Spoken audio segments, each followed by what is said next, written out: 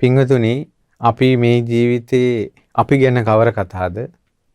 ලෞතුරා සම්මා සම්බුදුරජාණන් වහන්සේ නමක් ලෝකේ පහළ වුණාට පස්සේ ඒ බුදුරජාණන් වහන්සේගේ ශාසනයේ නිවන් දකින අය පවා මේ සංසාරේ කල්ප ගණන් පින්පුරාගෙන එන අය පවා එක එක විදිහට උපදින්නේ. මේ ඒ වගේ සිද්ධියක් තමයි අදත් අපි කතා කරන්නේ. ඒ තමයි කාශ්‍යප බුදුරජාණන් වහන්සේගේ ශාසනයේ ජීවිතය අත්හැරලා විශාල ගල් පර්වතයක් මුදුනට නැගලා රහත් වෙලා මිසක්කා මේ ගල් පර්වතයෙන් බිමට බහින්නේ නැහැ කියලා ගලට නැංග ඉනිමඟ තල්ලු කළා. රහත් වෙලා අහසින් තමයි ආයේ බිමට ගලෙන් පහළට බැස්සොත් බහින්නේ කියන අදහසින්. 5 දෙනෙක් ශ්‍රමණයන් වහන්සේලා 5 දෙනෙක් කාශ්‍යප බුදුරජාණන් වහන්සේ පිරිනොම් පෑවට පස්සේ. ඉතින් එයින් එක්කෙනෙක් අරහත්ත්වයටපත් වුණා, එක්කෙනෙක් අනාගාමී වුණා. මේ අනිත් පිරිස එහෙම්ම ඒ ගල් පර්වතයෙන් මැරිලා ගියා, ධර්ම අවබෝධයකට ලැබුණේ නැහැ, අපවත් වුණා ගල් පර්වතයෙන්.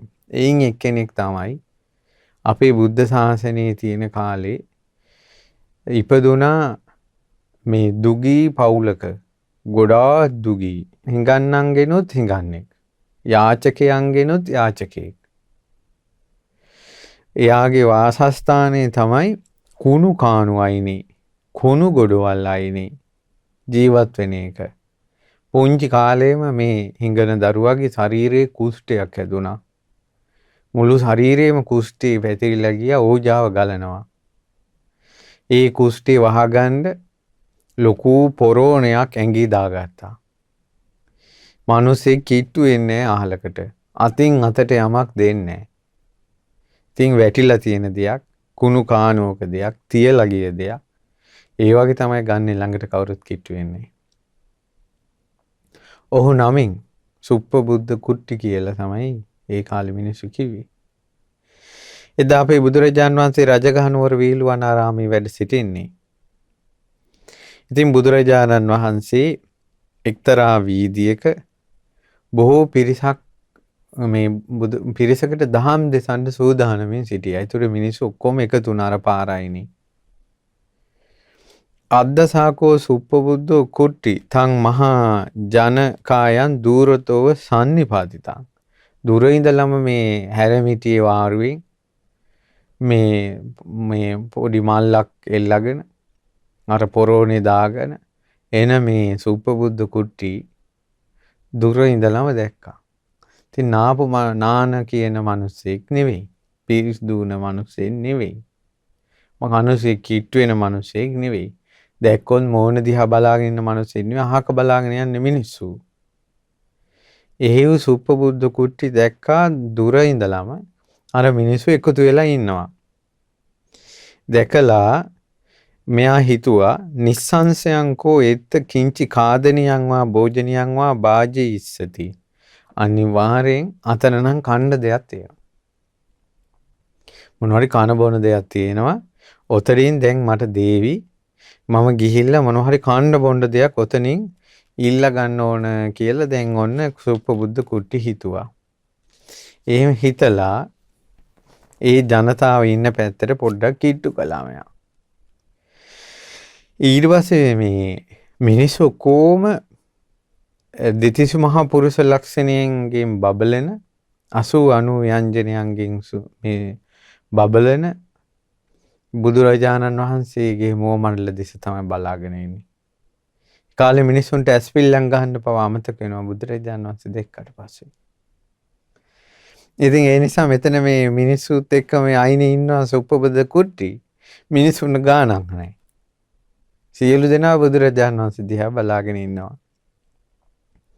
ඉතින් ළඟට කිට්ටු කරලා බලනකොට මෙතන කන බොන දේවල් දෙන තැනක් නෙවෙයි. ඒ භාග්‍යවත් ගෞතම බුදුරජාණන් වහන්සේ දහම් දේශන තැනක්. ඉතින් සුප්පබුද්ධ කුට්ටිට හිතුණා අහම්පි ධම්මං සොස්සාමි. මමත් ඔය අයිනක ඉඳලා ඔය කියන එකක් අහනවා.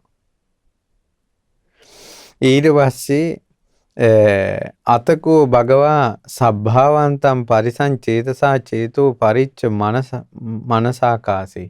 බුදුරජාණන් වහන්සේ ධර්මයේ දේශනා කරන්න කලින් හැම කෙනාගේම හිත දිහා බැලුවා. මොහොතින් බැලුවා. කෝනුකෝ ඉද බබ්බෝ ධම්මං විඤ්ඤා තුන්ති. කවුද ධර්මය අවබෝධ කරන්න බහුවිය කෙනෙක් සුදුසු කෙනෙක් මේ පිරිස අතර ඉන්නේ. අද්දසාකෝ භගවා සුප්පබුද්ධං කුට්ටිං තස්සම් පරිසායන් නිසින්නම්. මේ පිරිස අතර ඉන්නවා දැක්කා කුෂ්ඨ රෝගී. බලන්න බුදුරජාණන් වහන්සේට බුදුරජාණන් වහන්සේ කෙනෙක් දිහා බලන්නේ අවුසයිද දිගයිද පළලයිද එයාගේ ඇඟෙන් සුවඳ එනවද එයාගේ ඇඟෙන් ගඳ එනවද එයාගේ ඇඟේ තුවාලයක් තියෙනවද එයා මොනවද ඇඳලා ඉන්නේ බුදුවරුන්ගේ බුදු ඇසට පේන්නේ ඊට එහා දෙයක්. බුදුරජාණන් මේ සාමාන්‍ය මිනිසුන්ට පේන දේවල් ඉතින් කාටවත් පේනවනේ. එහෙම නෙවෙයි. බුදුරජාණන් වහන්සේට පේනවා කෙනෙක්ගේ ධර්ම අවබෝධ කිරීමේ හැකියාව කිව්වොත් උපමාවකින් අඳුරු ගුහාවක දිලෙන පහන් සෙලක් වගේ. සම්පූර්ණයෙන් අඳුරු වෙලා තියෙන ගුහාවක තනි පහන් සෙලක් පේනකොට නුවණැති ඇස් පේන පුරුෂයාට ඍජුවමය පේනවා. ඒ වගේ මගේ බුදුරජාණන් වහන්සේට ඒ කාලේ මිනිස්සු කොයි විදිහට හිටියත් ඔවුන් සංසාරේ පින් කරලා නම් කුසල් කරලා නම් ධර්මාවබෝධයට සංසාරේ ජීවිතේ කැප කරලා ඒ කැපවීමේ පුණ්‍ය සංස්කාරය තියෙනවා නම් ආනේක පේනවා බුදුරජාණන් වහන්සේට අඳුරු ගුහාවක පහන් සිලක් වගේ. ඊට පස්සේ බුදුරජාණන් වහන්සේ කල්පනා කළා මොහු අද ධර්මයේ මෙතනදීම අවබෝධ කරනවා කියලා ඔහුව ඉලක්ක කරගෙන. ඒතරු ධර්මයේ අවබෝධ කරන කෙනා ඉලක්ක කරගෙන තමයි කතා කළේ. බුදුරජාණන් වහන්සේ අනුපිළිවෙල කතාව දාලා දාන කතා, සීල කතා. බලන්න සෝවහන් වෙන ධර්මයේ අවබෝධ කරන්න සුදුසුකම් තියෙන සංසාරේ පුරන ලද කුසල සම්භාර තියෙන අයට පවා බුදුරජාණන් වහන්සේ ඉස්සෙල්ලා දන් දීම ගැන කතාව දේශනා කරනවා. ඊළඟට සිල් රැකීමේ වටිනාකම ගැන දේශනා කරනවා. ඊළඟට සුගති උප්පත්තිය ගැන කතා කරනවා. සුගති සම්පත්තිය ගැන. දාන කතා, සීල කතා, සග්ග කතා. ඊළඟට කාමානං ආදීනවා. ඊට පස්සේ කාමී ආදීනව කතා කරනවා. ඕකාරං සංකිලේසං. ඒ කාමයේ යෙදී බැසගෙන වාසය කිරීමෙන් හිත කිලිටි වෙලා යන හැටි, කෙලිස් තැවරෙන හැටි දේශනා කරනවා. නෙක්ඛම්මේ ආනිසංසෙයි. මේ කාමයන්ගේ නික්මීමේ ආනිසංස දේශනා කරනවා. මේ විදිහට අනුපිළිවෙල කතාව කරලා ඒ ධර්මය අහන කෙනාගේ හිත මෘදු වුණාට පස්සේ, නීවරණ බැහැර වුණාට පස්සේ, ධර්මය අවබෝධ කරගන්න උචිත වුණාට පස්සේ ඒ වගේ වුණා සුප්පබුද්ධ කුට්ටිගේ හිත. ඒ වෙලාවට ලෝකෙට බුදු කෙනෙක් පහළ වෙන්නේ යම් අර්ථයක් උදෙසා නම් අන්නේ උතුම් චතුරාර්ය සත්‍ය ධර්ම දේශනාව දේශනා කරනවා. ඒට කියන්නේ සාමුක්ඛංශික දේශනාව කියලා. දුක්ඛ සමුදය නිරෝධ මාර්ගය. පිරිසිදු වස්ත්‍රයකට සායම් උරා ගන්නවා වගේ සුප්පබුද්ධ කුට්ටිගේ හිතට ඒ ධර්මී කාවැදුණා. අනිත්‍ය දේ අනිත්‍ය වශයෙන් වැටුණා. දුක් දේ දුක් වශයෙන් වැටුණා. වසඟේ පැවැත්විය නොහැකි දේ වසඟේ පැවැත්විය නොහැකි දේ වශයෙන් වැටුණා. ඔහු තුල ඥානයක් උපන්නා. යං කිංචි සමුදය ධම්මං සබ්බන්තං නිරෝධ ධම්මං.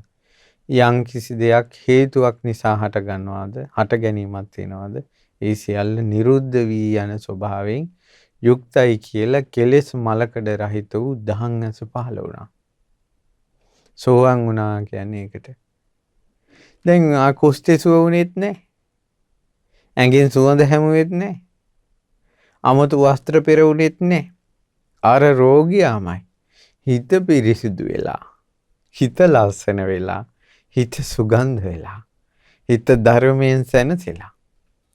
එතන හිටපු සියලු දෙනාට වැඩිය ඔහුගේ අවබෝධය ඉහළට ඇවිල්ලා. ඉතින් දැන් සුප්පබුද්ධ කුට්ටි ධර්මය අවබෝධ කරපු, ධර්මයට පැමිණිච්ච, සැකයෙන් එතර වූ, විචිකිච්ඡාවෙන් එතර වූ, මේ ධර්මයේ තුල විශාරද බවට පත් වූ ශාස්ත්‍රීය ශාසනයේ තවක් කෙනෙක්ගේ උපකාරයක් නැති වුණත් ජීවිත ආත්ම භාව 7ක් ඇතුළත අරහත්ත්වයට පත්වන ඥානයකින් යුක්තව මේ දැන් අර පිරිසත් එක්ක පිරිස විසිරලා යනකොට මෙයත් හිමීට ගියා. යනකොට සක්දෙවිඳු දැක්කා අර පිරිස අතර සුප්පවුදු කුට්ටියට තමයි ජීවිත අවබෝධය ලැබුණේ. මොකද පින්වතුනි දැන් සාමාන්‍යයෙන් සෝහන් වෙච්ච කෙනාට තවත් සෝහන් වෙච්ච කෙනෙක් තේරුම් ගන්න පුළුවන්. ඉතින් ඒ නිසා දිවස් නුවණින් යුතු සක්දෙවිඳු දුටුවා. දැකලා මේ සුප්පවුදු කුට්ටි පිරිස අතර නිග්‍රහවට ලක් කළ යුතු නෑ කියන අදහසින් ඔහුගේ ගුණ ප්‍රකට කරන්න මොකද කළේ මේ අහසේ පෙනී ඉඳලා කිව්වා. දැන් මම හිතේ සුප්පවුදු කුට්ටිට විතරක් පේනවා ඇති මේක. මේ කිව්වා මේ යාචකය. ඊට පස්සේ මේ අහනවා නුඹ කවුරුද? මම සක්දෙවිඳු. මොකටද මෙතෙන්ට පැමිණි? කියනවා මම ඔබට වස්තුව නිදහම් පාල කරලා දෙන්නම්. උඹ මිනිස්සු අතර කියාපන් බුදුරජාණන් වහන්සේ බුදු කෙනෙක් නෙවෙයි. ඔය ධර්මයෙන් තේරුමක් නැහැ. සංඝයාගෙන් වැඩක් නැහැ. නිකන් මොලා වෙන්න එපා. කියලා උඹ මිනිසුන්ට කියාපන් කිව්වා. ඊට පස්සේ ඇහුවා ලැජ්ජාවක් කියලා කන්නේ නැද්ද? ඔහේද මේ සක්දෙවිඳු කියන්නේ කියලා ඇහුවා. තුන් ලෝකෙට කලාතුරකින් පහළ වන ශාස්ත්‍රුන් වහන්සේ ගැන දන්නේ නැද්ද කියලා ඇහුවා. අනිත්‍ය ප්‍රතිසංයුක්ත ධර්මයේ ගැන දන්නේ නැද්ද ඇහුවා. ඒකට පහදින්නවත් පිනක් නැද්ද ඔහෙට දෙව්ලොව ඉපදිලාවක් කියලා. අසුර සැනෙක් ගහලා සක්දෙවිඳු පළව හැරියා. ඉතින් අර පිරිස විසිරිලා ඈතට ගියාට පස්සේ ආය සුප්පවුදු කුට්ටි බුදුරජාණන් වහන්සේ ළඟට පැමිණිලා වන්දනා කළා. ස්වාමීනි මෙහෙම දෙයක් වුණා නේව කියලා විස්තරේ කියලා මම දිවි හිමියෙන් බුදුරජාණන් වහන්සේ සරණ යනවා කියලා අභික්ඛන්තම් බන්දි ස්වාමීනි සුන්දරයි යටට හැර වූ දෙයක් උඩට හැර වුණා වගේ කියලා අර තමන්ගේ ප්‍රසාදේ සරණ සිහි කළා. සිහි කරලා බුදුරජාණන් වහන්සේ වන්දනා කළා පැදුකුණු කළා පිටත් වුණා. පිටත් වෙලා ටික දුරක් යනකොට අර මිනිසුන්ගේ මඟ ඇරිලා පොඩි වීදියකට ගියා. චූටි අඩිපාරක්. දෙපැත්තේම ලඳු කැලෑව. මේ කැලෑවසින් කොහෙවත් යන මේ දිග අන්තියන තියුණු අන්තියන මේ එළදෙනක් ඇවිල්ලා එන්නන්නේ සුප්පවුදු කුට්ටිට. ඒ සෝවාන් වෙලා ආයේ තවත් කෙනෙක් ළඟ මෙහෙම අතපාන්ට උන්නේ. සෝවාන් වුණාට පස්සේ සුප්පවුදුට ආයෙ තවත් කෙනෙක්ගෙන් කුෂ්ඨයා කියන වචනේ අහන්න ඕනේ. සෝවාන් වුණාට පස්සේ තවත් කෙනෙක්ගේ පිළිකන්නේ බුදියා ගන්න ඕනේ. ඒකෙම ඔහු මිය ගියා. දෙවියන් අතර උපන්නා. බලන්න පින්වතුනි කර්ම විපාකවල ස්වභාවය කියන්නේ දැන් අර සුප්පවුදු කුට්ටි සෝවාන් වෙලා ඉඳිද්දිමුත් ගවයෙක් ඇන්නනේ. ඒ ගවයෙක් ඇන්නේ ගවයාගේ ඇඟට යක්ෂණියක් ආරූඪ වුණා. ඒ කවුද ඒ යක්ෂණිය?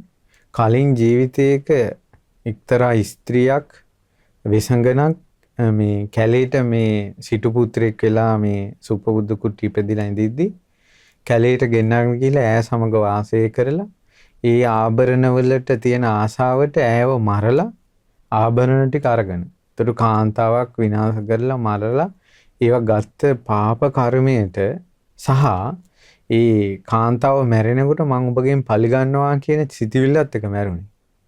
ඈ යක්ෂණියක් වෙලා තමයි මාර්ගඵල ලැබලා තියෙද්දිනොත් ගවයෙක් කනලා ගවයෙක්ගේ ඇඟට ආරූඪ වෙලා අර යක්ෂණිය ඔහුගේ ජීවිතය තුර කළා. බලන්න තමන් කරපු කර්ම තමන් එන හැටි. ඉතින් හවස කතා වුණ අන්න පාරේ මිනිසෙක් අර යාචක මිනිසෙකුට ඇනලා හරකේ. ඊට පස්සේ බුදුරජාණන් වහන්සේ ළඟට කතාව ගියා. ස්වාමීනි අර බණහඬ එන වෙලාවේ අවසානයේ භාග්‍යතුන් වහන්සේට වන්දනා කළ අර යාචක මිනිසයාට හරකෙක් කැනලා. ඇත්තටම ওই මිනිසයා කොහේ උපදින්න ඇතිද? ස්වාමීනි භාග්‍යතුන් වහන්සේ දේශනා කරනසේක්වා. බුදුරජාණන් වහන්සේ දේශනා කරනවා පින්වත් මහණෙනි ඔය සුප්පවුදු කුට්ටි පණ්ඩිතෝ භික්ඛවේ සුප්පවුද්දෝ කුට්ටි. ඒ සුප්පවුදු කුට්ටි පණ්ඩිතයි. නුවණක්කාරයි. පච්චපාදි ධම්මස්සානු ධම්මං නචමන් ධම්මාදිකරණං විහෙසේසි. ධර්මය මම ධර්මයෙන් වෙහෙසටපත් කළේ නෑ. ධර්මයේ තේරුම් ගන්න කෙනෙක් වුණා යා. ඉතින් බුදුරජාණන් වහන්සේ දේශනා කරන සුප්පබුද්ධ කුට්ටි තින්නම් සංයෝජනානම් පරික්ඛය සෝතාපන්නෝ. සක්කාය දිට්ඨි විචිකිච්ඡා සීලබ්බත පරාමාස කියන සංයෝජන තුන ප්‍රහාණය කරලා සෝතාපන්න වුණා. සතර අපායට වැටෙන්නේ නැති කෙනෙක් වුණා. නිවනට අනිවාර්ය නිවන් දකින්න කෙනෙක් බවට පත් වුණා. ඕක තමයි සෝතාපන්න කෙනා ගැන විග්‍රහය. ඊට පස්සේ අහනවා ස්වාමීනි සෝවාන් වෙන්නත් පින තිබ්බනම් කොහොමද මේ මිනිස්සු අතර දුප්පතෙක් උනේ? අන්ත දිලින්දෙක් උනේ? ඊට පස්සේ මේ මිනිස්සුගේ ඉඳුල් කන කෙනෙක් උනේ? භූත පුබ්බම් භික්කවේ සුප්පබුද්ධෝ කුට්ටි ඉමස්මින් ඒව රාජගහේ සෙට්ටි පුත්තු අහෝසි. මේ රජගහ නුවරම සිටුවරේ කලින් කොහොමද සංසාරේ මුළු රජගහ නුවරම පරිවාර කරගත්ත රත්තරන් කරත්තවල යන රන්සලු පොරවාගත්ත සිටුවරු තවත් ජීවිතයක ඒ වීදිවලම හිඟා කන හිඟන්න වෙනවනේ. මෙහිම සංසාරය. බලන්න සසර දෙස. මේ අවස්ථාවේ පින්දහම් කුසල් දහම් කරගත්තේ නැත්තම් ඔය වාහනවල යන පාරවල් වලම අපිට මෙහිම අත තියාගෙන ඉන්න සිද්ධ වෙවි. මෙහෙම ඉන්න සිද්ධ වෙවි. අපිව පිරිවරා අපි ඉස්සරහ පිට මෙහෙම අද්දික් කරගෙන ඉන්න මිනිස්සු. සමේ අවස්ථාව මං හැරුණොත් පින කරගත්තේ නැත්තම් කුසලයේ කරගත්තේ නැත්තම් යන් ජීවිතේක අපි ඔතෙන් ඇවිල්ලා ඔය මිනිස්සුම අපිට තව දවසක කිල ගසාවි. සසර උඩු යටිකුරු වෙලා යනවා. කර්මය. අපි මේ දැන් වාහනවල යන්නේවා, ගෙවල් හොඳ ගෙවල් වල ඉන්නේවා, හොඳට කාලා බිල ඇඳලා ඉන්නේවා, මේ ඔක්කොම සංසාරේ කරපු ඒවා පුරාණ මිඳන් කම්ම පැරණි කර්මයක්. නමුත් ඉදිරියට යන්නේ දැන් කරන ඒවා. ඒතකොට දැන් ඔබ දන් දෙන්නේ නැත්තම්, සිල් රකින්න නැත්තම්, බණ අහන්න නැත්තම්, තෙරුවන් සරණ යන්නේ නැත්තම්, බොහෝ කුසල් කළා නැත්තම් අනාගතයේ ඒකේ විපාකෙත් දේවි. ඒකයි ගැලවෙන්න මේ ධර්මයේ සිහි කරන්නේ. බලන්න බුදුරජාණන් වහන්සේ දේශනා කරන සෙට්ටි පුත්‍ර සෝ උයාන භූමින් නියන්තෝ අද්දසා තගරසිකින් පච්චේක බුද්ධං නගරම් පිණ්ඩාය පවිසන්තං. මොහු කරත්තින් යනවා මාවතේ. යනකොට ඔහු දැක්කා තගරසිකී කියන පසේ බුදුරජාණන් වහන්සේ මාවතේ වඩිනවා. දිස්වාන ඒ තද හෝසි. දැකලා මෙහෙම හිතුවා. මොකද්ද? මේ එන්නේ නම් හිඟන කුෂ්ඨෙක් වෙන්න ඕන. කුෂ්ඨේ චීවරයකින් වස්ත්‍රයකින් වහලා. ඒ කියන්නේ සාමාන්‍යයෙන් ඒ කාලේ ඉනෙන් පහලට වස්ත්‍රය අඳිනවා, ඊට පස්සේ ඉනෙන් උඩ උතුරු සළුව තමයි දාන්නේ. සම්පූර්ණ ශරීරය වහගන්නේ. සම්පූර්ණ ශරීරය වහගන්නවා නම් කුෂ්ඨයක් හරි මොකක් හරි දෙයක් ඒ සාමාන්‍ය පිරිමි කෙනෙක්. කාකරි ලෙඩක්.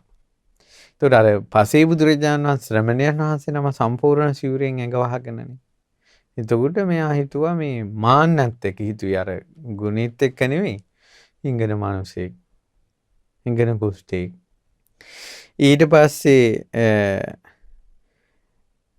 මෙහෙම හිතලා අපහාස කළා. හිඟන කුෂ්ඨයා කියලා. කුෂ්ඨෙච්ච සිවුරකින් වැහුවා කියලා අපහාස කළා.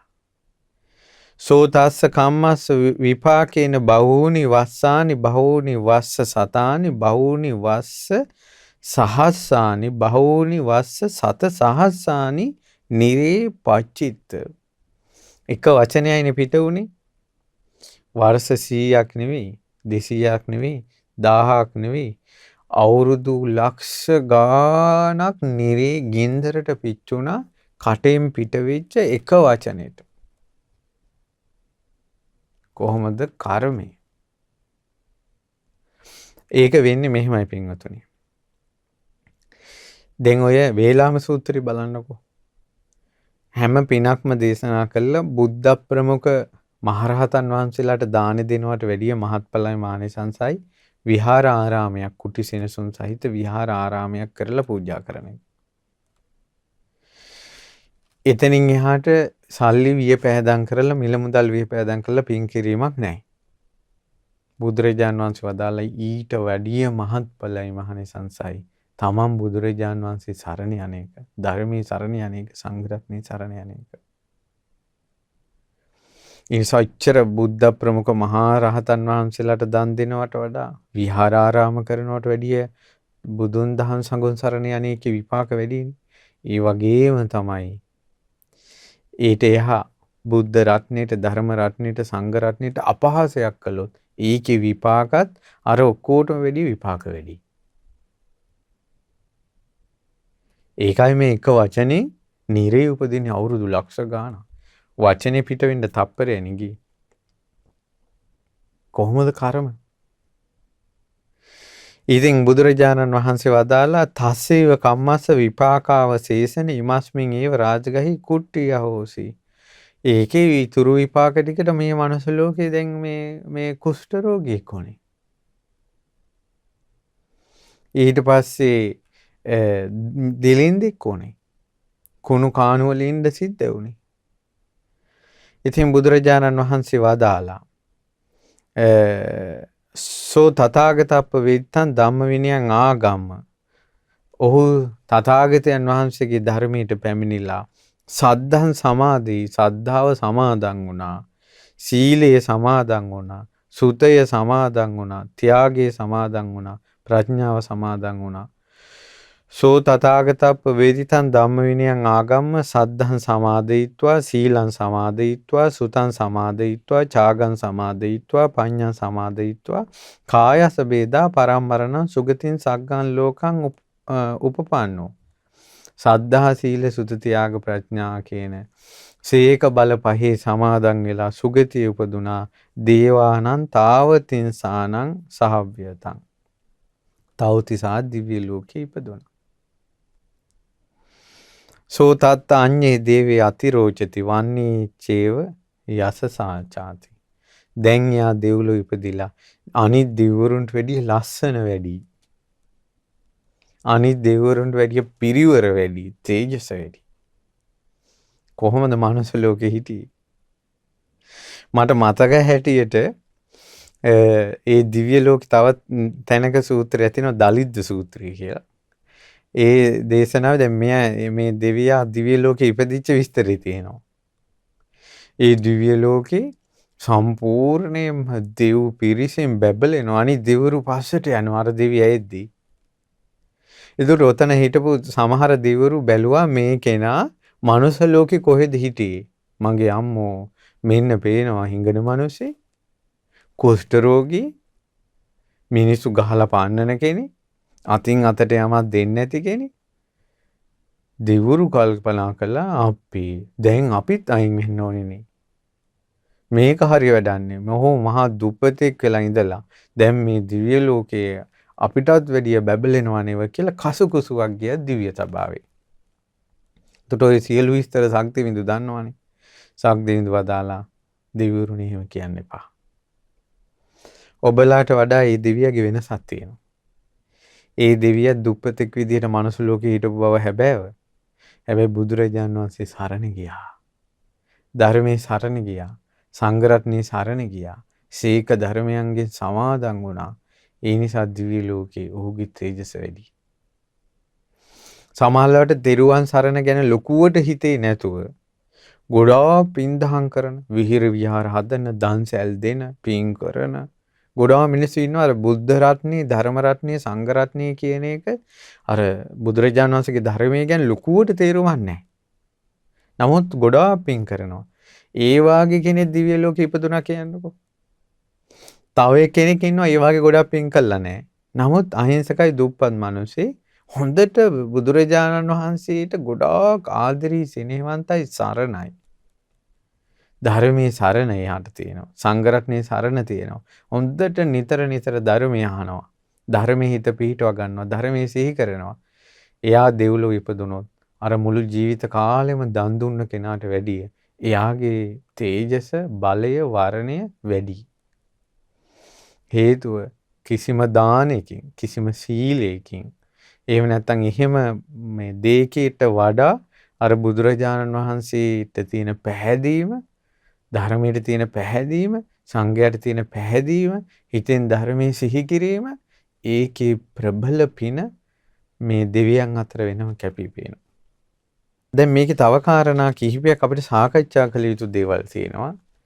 එකක් තමයි මේ පින්වතුනි අර මොකද්ද දැන් සුප්පබුද්ධ කුටි සද්ධාවේ සීලේ සුතේ ත්‍යාගයේ සමාදන් වුණා කියනවනේ. ඉතින් නමුත් සුප්පබුද්ධ කුටි මේ බොහෝ කාලයක් බුදුන් වැඳ ගියේ නෑනේ. ඉතින් ත්‍යාගයේ සමාදන් වුණා කියන සුප්පබුද්ධි දන් දුන්නේ නැහෙනේ.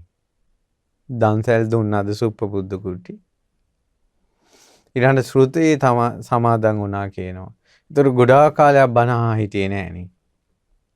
නමුත් පින්වතුනි තේරෙනවද යම් මොහොතක යම් ධර්මයක් Taman එක බණපදයකින් හරි ඒ ධර්මයේ Tamanට වැටහුණොත් එයාට බුදුරජාණන් වහන්සේ ගැන විශ්වාසය ඇති වෙනවා. ඒකම තමයි සද්ධාව යාගේ.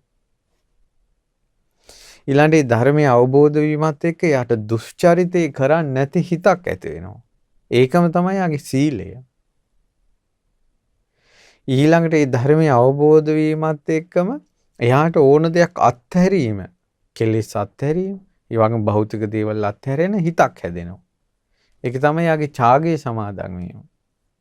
යම් ධර්මයක් අවබෝධ වීම තුලින්ම එයාට බුදුරජාණන් වහන්සේගේ ධර්මයේ මෙයයි කියලා හිතේ පිහිටනවා.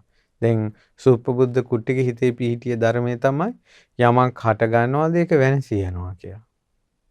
ඒ අර්ථයම තමයි සුතය යාගේ. දැන් කොච්චර අපි මුළු ත්‍රිපිටකයම කටපාඩම් කරගෙන හිටියත් ඇති වෙනවා නැති වෙනවා කියන එක තේරුම් ගත්තේ නැත්නම් එයා ඇත්තටම සුතේ පුරුදු කරන කෙනෙක් මිසක් සුතේ පිහිටි කෙනෙක් නෙවෙයි. අපි වුණත් ඕනම තරම් අපි කාටක් කියනවා ප්‍රියංගෙන් වෙන්වීම දුකයි. ඊළඟට කාටත් මරණය එනවා කියලා ඔක්කොම බන කතා කරන්නේ. නමුත් මරණයක් ඉදිරියේ වැළපෙනවා ශෝක කරනවා.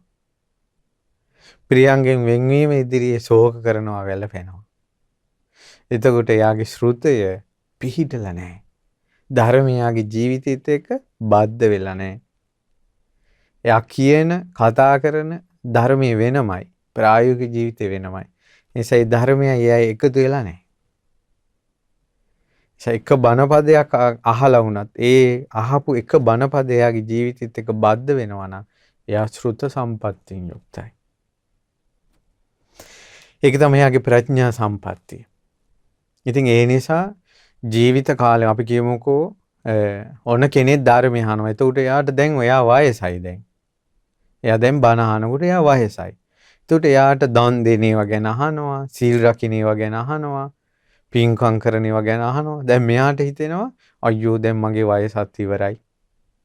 දැන් මේවා අපිට පස්සේනේ ඇහෙන්නේ කියලා. නමුත් දැන් ඔබ අහන ධර්මයේ හිතට ගත්තොත් මුළු ජීවිත කාලෙම දන් දුන්න අයට වඩා, මුළු ජීවිත කාලෙම සිල් රැක්ක අයට වඩා, මුළු ජීවිත කාලෙම ජීවිතයට බද්ධ කරගන්න නැතුව බණ අහුව අයට වඩා ඔබ අහන එක බණපදේ ජීවිතයට ගලප ගන්නවා නම් අර අයට වැඩිය කුසලයේ පින ඔබට උපදිනවා.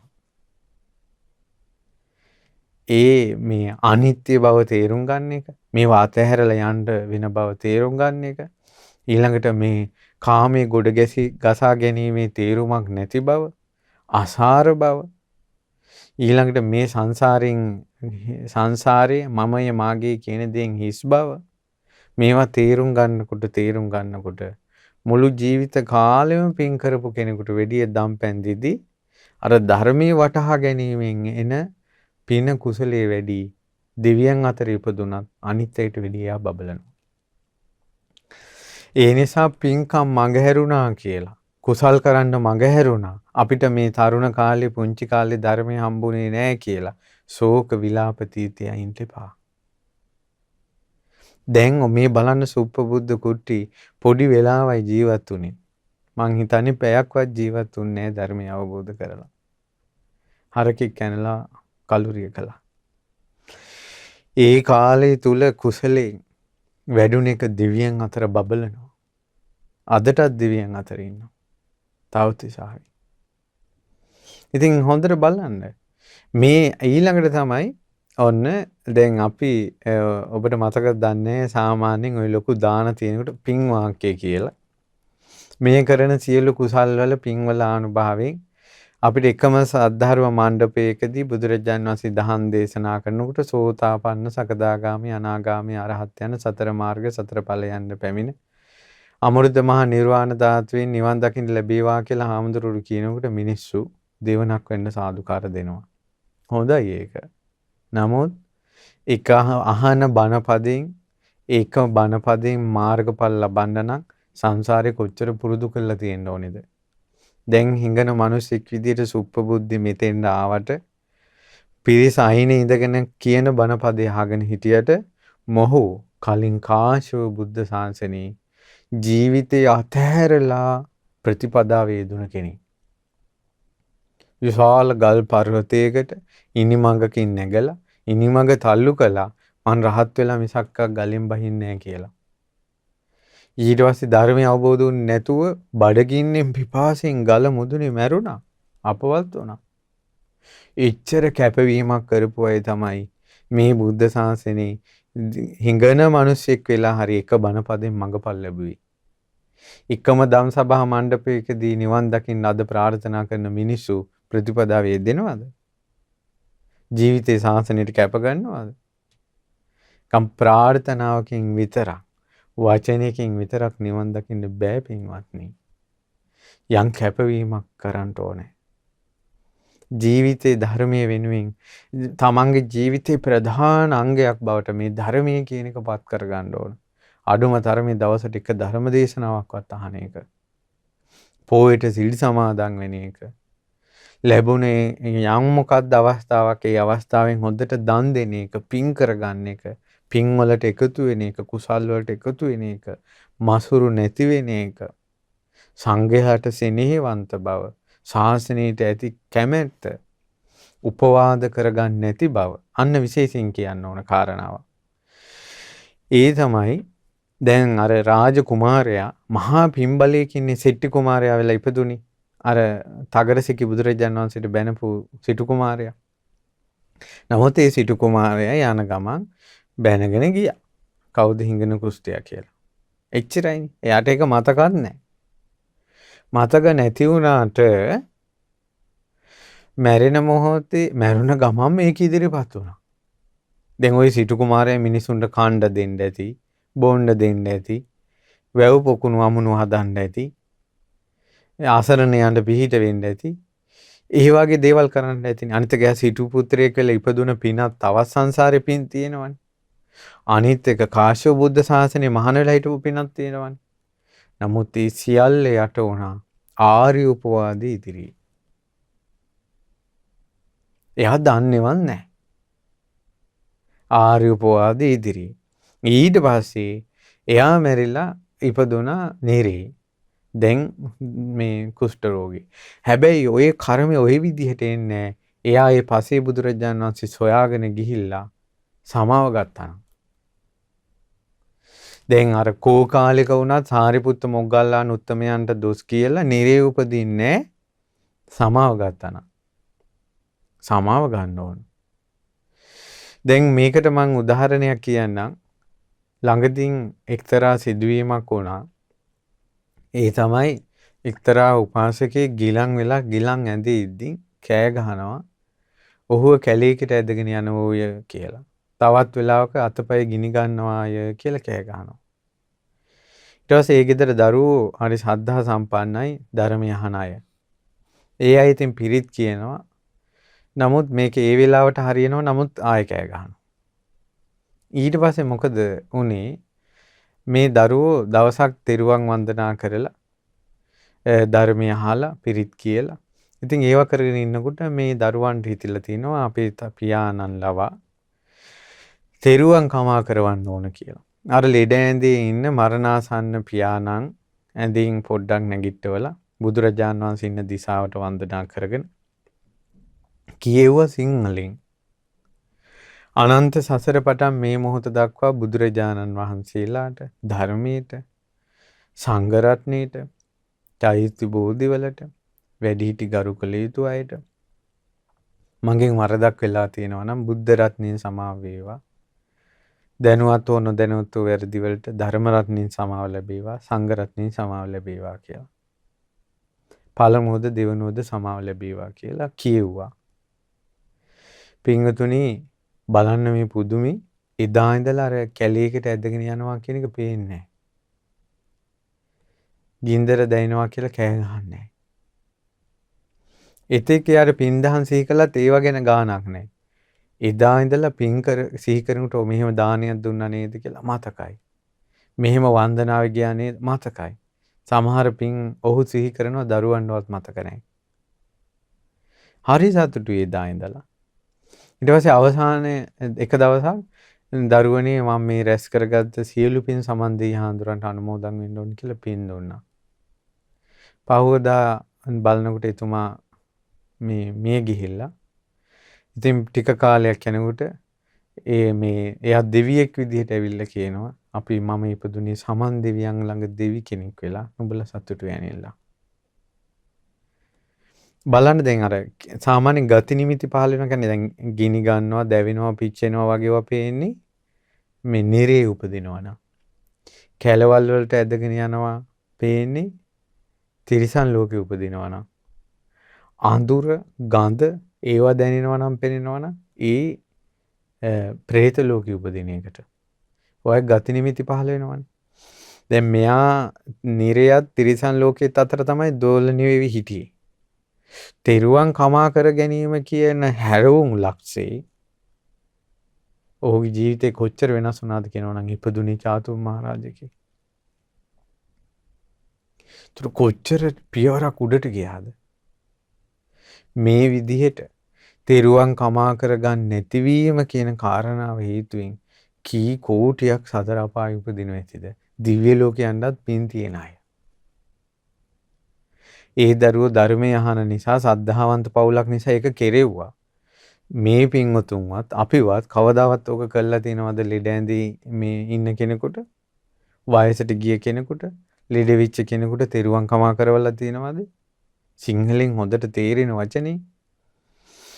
අර තෙරුවන් සරණ යෑම තමයි තියෙන්නේ යෝවද තම්පවරෝ මනුජීසු සංඛ්‍ය මුනි භගවා කතකිච්චු. අපි ඉස්කෝලේ යනකොට ඉස්කෝලේ අවසන් වෙලා යෝවද තම්පවරෝ මනුජීසු කියන එක කියන වේගය තවමත් අපිට තවමවත් කියා ගන්න බෑ ඒ වේගය. එච්චර මේ කොල්ල කුරුට්ටු ඉස්කෝලේ ඉවරලා ගෙදර පනින්න. ඒ වගේ තමයි දැන් වන්දනාවල් කළා ඉවරලා අවසානයේ කායන වාචා චිත්තේන කියන්නේ නැගිටින්න බලාගෙන කියන්නේ. ඒ නිසා හිතත් එක්ක බද්ධ වෙන්නේ. අර නෙළුම් කොලේ වතුරක් උඩින් යනවා වගේ හිතට උඩින් යනවා මේක හිතත් එක්ක එකතු වෙන්නේ. ඒ නිසා දන්න සිංහලෙන් දන්න තේරෙන වචනේ හැමදාම තෙරුවන් වන්දනා කරලා ඒ වගේම චෛත්‍ය බෝධි විහෙර විහාර වඳිද්දී මේක හොඳ වටිනා අවවාදයක්. මතක තියාගන්න මේක අපතේ දාන්න එපා. ඔබ අතින් වරදක් වෙලා හෝ නැතා හෝ ඔබ තෙරුවන් කමා කරගන්න එක ඔබගේ සුගති මාර්ගයේ පිරිසිදු වීමක්.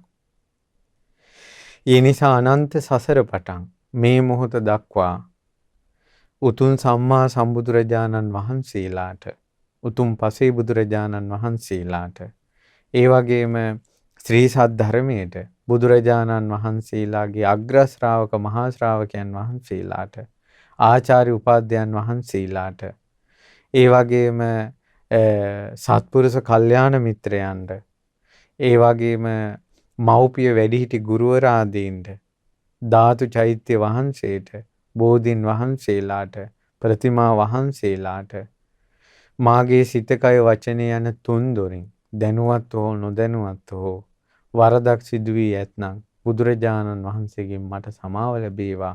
ධර්ම රත්නයෙන් මට සමාව ලැබේවා. සංඝ රත්නයෙන් මට සමාව ලැබේවා. පළමුවද සමාව ලැබේවා. දෙවනුවද සමාව ලැබේවා. තුන්වෙනුවද සමාව ලැබේවා කියලා Tamanට තේරෙන භාෂාවෙන් තෙරුවන් කමා කරගන්න. ඔබගේ නිවසේ රෝගියෙක් සිටිත් නම්, ලෙඩ ඇඳේ කෙනෙක් සිටිත් නම් අනිවාර්යෙන් ඔහු ලවා තෙරුවන් කමා කරවන්න. සමහරට අපි දන්නේ දැන් ওই විදියට තෙරුවන් කමා කර ගැනීම අර සෙට්ටි පුත්‍රය ලවා කළා නම් ඒ සිටු පුත්‍රයා නිරේ පැහෙන්නෙත් නැහැ, කුෂ්ඨික රෝගියෙක් වෙලා උපදින්නෙත් නැහැ. දැක්කද මේ පුංචි දෙයින් සමාව ගන්නවා කියන එක සුළු දෙයක් කියලා හිතන්න එපා. අපි අතින් ඇත්තටම ඕන තරම් නොදැනුවත්ව බොහෝ උපවාද අපි අතින් වෙලා ඇති, දන්නේ නැතිකම නිසා. විශේෂයෙන් අද කාලේ ගොඩාක් අය අතින් ආර්ය උපවාද වෙනවා. මේ ඉන්ටර්නෙට්, මේ සමාජ මාධ්‍ය ජාලයි එක්ක ධර්ම ප්‍රචාරයත් එක්ක ඇයි අනිත් ආර්යා වැරදි, මෙහා වැරදි, අපහාස උපහාස. සමහර ගිහි මිනිස්සු ආර්යගේ බණ වැරදි, ආර්ය ධර්ම විකෘති කරනවා, මෙහා විකෘති කරනවා කියලා ගිහි මිනිස්සු කෑ ගහනවා. එක්කෝ ඒ අය බණ කියන්න ඕන ඇවිල්ලා. ඒ අය හරියට කියන්න ඕන. කියන කෙනාටත් ගරහනවා. කොච්චර අපවාද උපවාදද. සමහර නොපනත්කම් කරන හාමුදුරුවරුන් ඉලක්ක කරගෙන බයිනවා. ඔය සිවුරු රෙද්ද කරේ දාගෙන ඔය රෙද්ද ගලවපන් කිය චීවරේ කියන එක. එදා චද්දන්ත හස්ති රාජයා තමන්ගේ දල කපන කල්ලේ ගලගලා සිවුර දිහා බලාගෙන හොඬවැල උසවන්නේ නැතුව හිටියා. සිවුර දිහා බලාගෙන කීයත එක කොනක් අල්ලගෙන තමන්ගේම දල කපලා දන් දුන්නා සිවුර දිහා බලා. ඒ නිසා චීවරේ, මේ උතුම් චීවරේ ලීසින් කෙනෙකුට දරා ගන්න බෑ. ලීසින් කෙනෙකුට ගන්නත් බෑ. මේ සිවුර කියන එක සුළු දෙයක් නෙවෙයි. ඒ නිසා මේ සිවුරට ගරහන්න හොඳ නැහැ. එක එක්කෙනා වපුරන දේ තම තමන් අරගෙන යාවි. උපවාද කරගන්න හොඳ නැහැ. ඊට පස්සේ කියනේවට කටවල් කුණු වෙනවා. නිරේ ගිහිල්ලා ඇවිල්ලා പ്രേත ලෝකේ, මනුස්ස ලෝකේ ඇවිල්ලා. සමහර මිනිස්සුන්ගේ විකෘති රූප සහිත උපදින හැටි දැකලා තියෙනවද? තමන්ම කරපු කර්ම. ඒ නිසා අද ගොඩක් දේවල් ඉගෙන ගත්තා. ඒ තමයි ජීවිතේම පිං රැස් කරගත්තේ නැති කෙනෙක් වුණත් මේ මොහොතේ ධර්මයේ වටහා ගත්තොත් ඔහු තුල උපදිනවා සද්ධා, සීල, සුත, ත්‍යාග, ප්‍රඥා. ඒ තුලින් ඔහු දිව්‍ය ලෝකෙ ඉපදුනොත් දෙවියන් අතර ඔහු බබලනවා, ධර්ම අවබෝධයට සුදුසෙක් වෙනවා. ඊළඟට තමයි තමන් කරන හොඳ නරක දෙකම විපාක දෙනවා. ඊළඟට තමයි තමන් වරදක් කළොත් ඒක සමාව ගන්න ඕන. බුදුරජාණන් වහන්සේ අවසානට දේශනා කරනවා චක්කුමා විසමානිව විජ්ජමානී පරක්කමේ පණ්ඩිතෝ ජීව ලෝකස්මින් පාපානි පරිවජ්ජේ. ඇස් තියෙන නුවණැති කෙනා විසමදී අනතුරු සහිතදී මං අරිනවා. ඒ වාගේ නුවණ තියෙන කෙනෙක් පාපය කියන එක මං අරින්න ඕන. හොඳට ඇස් තියෙනවා නම්, මොළෙත් තියෙනවා නම් මේ කන්දෙන් වැටෙයි කියලා තේරෙනවා නම් ඒ පැත්තට යනවද? යන්නේ නැහැ. අන්න ඒ වගේ දකින්නකෝ පාපයක්. පව් කරන එක නොකර ඉන්නකෝ ඒ වගේ. මෙතන කරන්ට් වයර් ටිකක් දාලා තිනවා කම්බි. දැන් කි කරන්ට් එක ගහලා තිනවා අන්තරාවයි, මෙතන දැන් කරන්ට් ගහලා තිනවා කියලා. දැන් නෝන තියනවා නම් ඇස් පේනවා නම් ඕක උඩින් යනවාද? ආන්න ඒ වගේ මං අරින්නකෝ පව් කියන જાතිය. මෙතන බිම් බෝම්බේකේ අඩිය තිබ්බ පුපුරනවා කියලා ගහලා තිනවා. දැන් ඒක ඇස් පේනවා නම් නුවණක් තියනවා නම් ඕකේ අඩිය තියනවාද? නෑනේ. ආන්න ඒ වගේ දකින්න කිව්ව පාපේ දිහා.